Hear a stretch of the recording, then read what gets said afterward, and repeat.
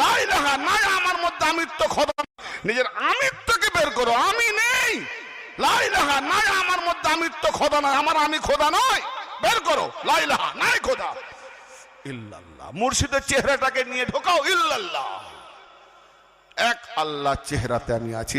এই 5 ওয়াক্ত নামাজ কোন মোল্লাকে আজ পর্যন্ত বাঁচাতে পারেনি।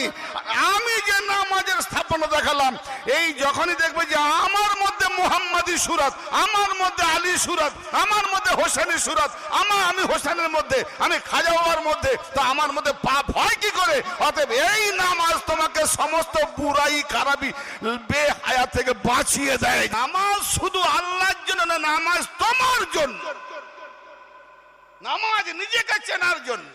আপনার ছেলেকে মাদ্রাসায় পড়তে দিলেন, না খেতে পাই চ্যাপ্টা হয়ে পড়ে থাকবো, কারো বাড়িতে হাত ফেলাতে না হয়, কিন্তু আপনি এলমে শিখাবার জন্য মাদ্রাসায় দিলেন, আর আপনার ছেলেকে বিল বই পাঠিয়ে ঘরে ঘরে ভিক্ষা চাপাচ্ছে। ওই ভিখারির বাচ্চা, ওই এলমের দরকার নাই, ফিরিয়ে নিয়ে আয় মাদ্রাসা থেকে, দরকার নাই। ওই এলম শিখলে কোনদিন হেদায়েত পাবে না। আমার এখানে গরিবদের পেট ভরতে পারি না, আমার এখানে গরিবদের অভাব মেটাতে পারি না, আমার এখানে গরিবকে না দিয়ে ওই বাইরের মোল্লাকে দেবো। যে মোল্লাকে দেবে সে মোল্লাও জাহান্নামায় যাবে, যে দেবে সেও জাহান্নামায় যাবে।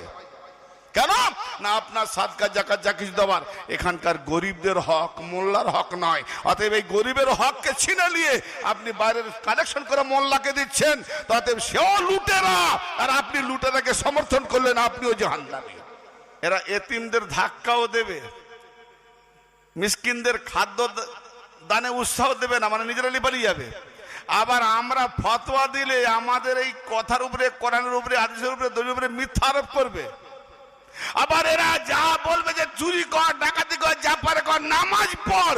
এই জন্য আর ওয়াইদাল্লাজি ইকাযিবুদ্দিন ফাযালিকাল্লাজি ইয়াদুল ইয়াতিম ওয়ালা ইয়াখুদু আলা তো আমিন মিসকিন। তারপরে ওই 3টে মারাত্মক পাপ কাজের সাথে এই নামাজি অত বড় পাপী, ওই পাপীদের সঙ্গে নামাজিও যাবে জাহান্নামে। কি ফাওয়াইলুল লিল মুসাল্লিন, ওই নামাজিরা।